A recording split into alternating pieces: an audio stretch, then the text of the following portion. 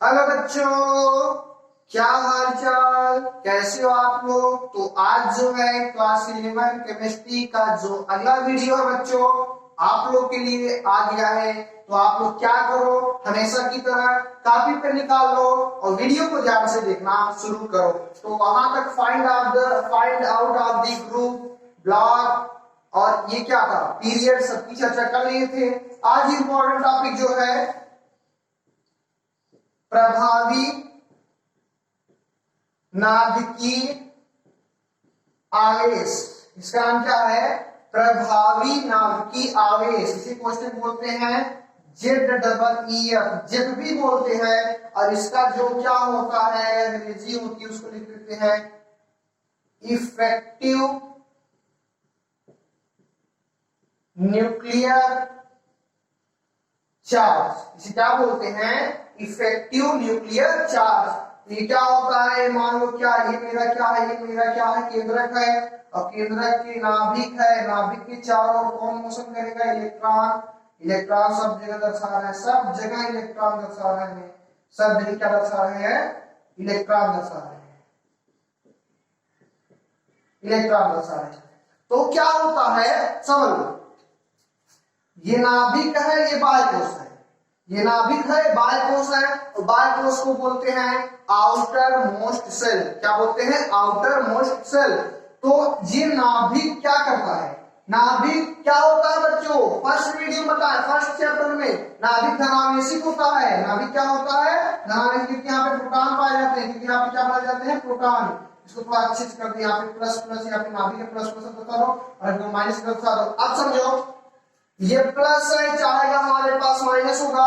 यानी यहाँ ये क्या है? ये नाभिक है और ये क्या है? कोष है। ये नाभिक है, ये कोष है।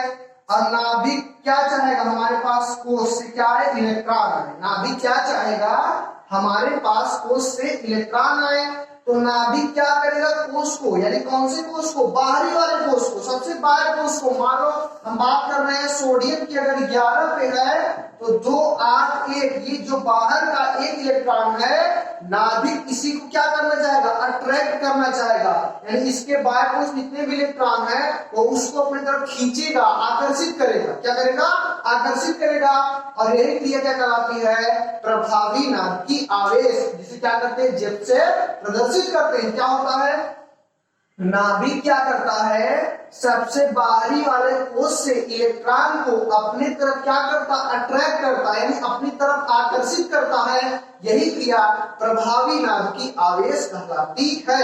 यानी नाभिक और बाह्य कोष के मध्य अट्रैक्शन होता है। नाभिक और बाह्य कोष के मध्य क्या होता है? अट्रैक्शन होता है। बाह्य कोष में इलेक्ट्रॉन पाए जाते हैं, नाभिक में प्रोटॉन पाए जाते हैं। ये दोनों आपस में अट्रैक्ट होना चाहते हैं। यही क्रिया क्या कहलाती है? प्रभावी नाभिकीय आवेश। इसी क्या करते हैं? जेब से प्रदर्शित करते हैं। और इसी के साथ एक और आता है, ये समझ लिए आप लोग, ये क्या होता है? Screening effect. क्या होता है? स्क्रीन क्या करता है? रोकने का कार्य करता है। जस्ट इसके अपोजिट होता है। देखो, नाभिक और बाह्यकोश आपस में अट्रैक्ट होते हैं, समझो। और जैसे ये भी तो कोष है, ये भी तो कोष है, ये दोनों कोष आपस में दूर जाना चाहते हैं, समझो। क्योंकि यहाँ पे इलेक्ट्रॉन है, यहाँ पे इलेक्ट्रॉन है, यहाँ पे इलेक्ट्रॉन की अधिकता है। ये चाहेंगे हमारे पास प्रोटॉन है, तो ये इलेक्ट्रॉन के मध्य क्या होता है? रिपल्सन होता है। रिपल्सन मतलब ये इलेक्ट्रॉन, समझो। इलेक्ट्रॉन नाभिक और कोष से मतलब नहीं है। नाभिक और कोष जो कार्य करेंगे वही तो क्या कहलाएगा? प्रभावी नाभिकीय आवेश, इफेक्टिव न्यूक्लियर चार्ज। लेकिन हम क्या कह रहे हैं? इलेक्ट्रॉन और इलेक्ट्रॉन के मध्य क्या होगा? रिपल्सन। यानी इलेक्ट्रॉन और इलेक्ट्रॉन पास नहीं रहना चाहेंगे, वो हमेशा दूर रहना चाहेंगे। वही क्रिया क्या कहलाती है? स्क्रीनिंग इफेक्ट कहलाती है। स्क्रीनिंग इफेक्ट यानी इलेक्ट्रॉन, यानी जो कोष होता है, कोष में क्या पाया जाता है? इलेक्ट्रॉन। और इलेक्ट्रॉन के मध्य क्या होता है? रिपल्सन होता है, क्योंकि इलेक्ट्रॉन एक दूसरे से दूर रहना चाहते हैं। यही क्रिया क्या कहलाती है? यही क्रिया स्क्रीनिंग इफेक्ट कहलाती है। तो यही प्रभावी नाभिकीय आवेश और स्क्रीनिंग इफेक्ट में अंतर है। प्रभावी नाभिकीय आवेश में क्या होता है? अट्रैक्शन, और स्क्रीनिंग इफेक्ट में क्या होता है, रिपल्सन, यानी प्रभावी नाभिकीय आवेश में इलेक्ट्रॉन आकर्षित होते हैं, और क्या स्क्रीनिंग इफेक्ट में क्या होता है, इलेक्ट्रॉन दूर रहना चाहते हैं। अगली बात समझ में, इतने तो कोई प्रॉब्लम नहीं होनी चाहिए। इसे जब से प्रसिद्ध है, इसका मान लो कोई वो नहीं है ऑप्शन। क्या कह रहे हैं, दो होता है, एक आवर्त होता है जिसे बोलते हैं पीरियड बोलते हैं, क्या बोलते हैं, पीरियड, और दूसरा क्या बोलते हैं, ग्रुप, क्या बोलते हैं, ग्रुप, जिसे क्या बोलते हैं, ग्रुप को क्या बोलते हैं, वर्ग। आवर्त में हम लोग क्या जाते हैं, लेफ्ट टू राइट जाते हैं, लेफ्ट टू राइट जाते हैं, और पीरियड में हम क्या जाते हैं, टॉप टू बॉटम जाते हैं, टॉप टू बॉटम। आवर्त में हम लोग बाएं से दाएं जाते हैं, आवर्त में हम लोग बाएं से दाएं जाते हैं। आओ समझो, एक इंपॉर्टेंट कॉन्सेप्ट है, आवर्त में हम लोग बाएं से दाएं जाते हैं तो प्रभावी नाभिकीय आवेश का मान क्या होता है, बढ़ता है। यानी आवर्त में बाएं से दाएं जाने पर, आवर्त में बाएं से दाएं जाने पर क्या होता है, प्रभावी नाभिकीय आवेश का मान बढ़ता है। अब बताओ, जब प्रभावी नाभिकीय आवेश का मान बढ़ेगा तो श्रीडिंग इफेक्ट का मान क्या होगा, घटेगा। यही आपको समझना चाहते हैं, बाएं से दाएं जाते हैं तो प्रभावी नाभिकीय आवेश का मान बढ़ता है। क्या बढ़ता है उसके बारे में बता दें, अभी तो जानना जरूरी है, क्या बढ़ता है। मान लो क्या है, बेरिलियम है, बोरान है, कार्बन है, नाइट्रोजन है, ऑक्सीजन है, फ्लोरीन है, हो गया ना। बेरिलियम 4 5 6 7 8 9, इलेक्ट्रॉनिक कॉन्फ़िगरेशन करो, 2 2 2 3 2 4 2 5 2 6 2 7। अब देखो, ये बाएं से दाएं जाने पर क्या होता है, इलेक्ट्रॉनों की संख्या बढ़ती है। बाएं से दाएं जाने, देखो इलेक्ट्रॉनों की संख्या, यानी इसके बाएं कोष में देखो, इसको अगर पोस्ट करोगे ये होगा 2 इलेक्ट्रॉन होगा, और इसमें देखो इसके बाएं कोष में 2 होगा, और इसके बाएं कोष में क्या होगा, 3 होगा, और इसके बाएं कोष में 1 2 3 4 होगा, और इसके बाएं कोष में 1 2 3 4 5 होगा, इसके बाएं कोष में 1 2 3 4 5 6 होगा, इसके बाएं कोष में 1 2 3 4 5 6 7। बाएं से दाएं जाने पर क्या होता है, इलेक्ट्रॉन की संख्या बाएं कोष में बढ़ रही है।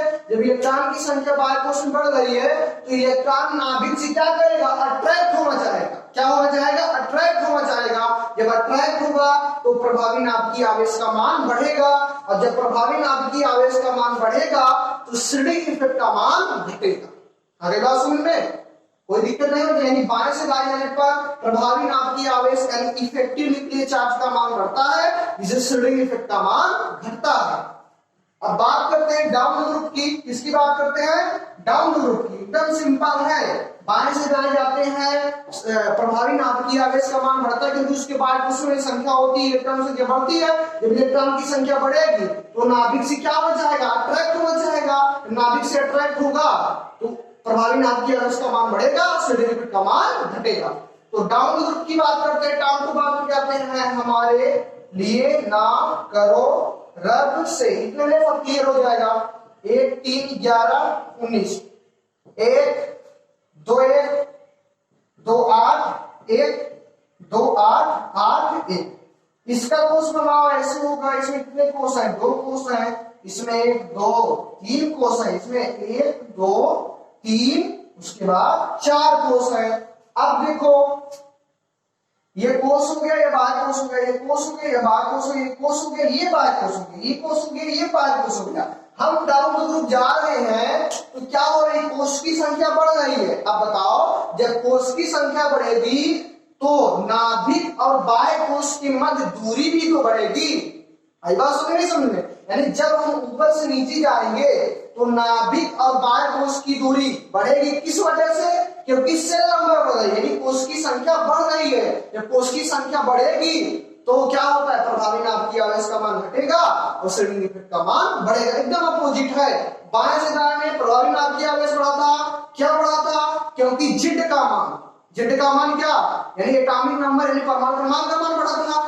और ऊपर से नीचे गए तो क्या हुआ, प्रभावी नाभिकीय आवेश का मान कम हुआ, जिससे शेडिंग इफेक्ट का मान बढ़ा। क्या बढ़ा, क्योंकि हम लोग अगर ऊपर से नीचे यानी डाउन द ग्रुप में टॉप टू बॉटम जाते हैं तो सेल की संख्या क्या करती है, इंक्रीज करती है, यानी सेल की संख्या बढ़ती है। क्योंकि देखो बच्चों, यहाँ पे एक सेल था, यहाँ पे 2 सेल, यहाँ पे 3 सेल, यहाँ पे 4 सेल, यानी सेल की संख्या बढ़ रही है। जब सेल की संख्या बढ़ रही है तो नाभिक और बायकोष की दूरी भी तो बढ़ रही है। तो यही कॉन्सेप्ट आप लोग को बताना था। बाएं से दाएं प्रभावी नाभिकीय आवेश बढ़ेगा, ऊपर नीचे शेडिंग इफेक्ट बढ़ेगा। क्यों बढ़ेगा, रीजन बता दिए। अब समझो वाला क्या है, वांडर वाल्स फोर्स।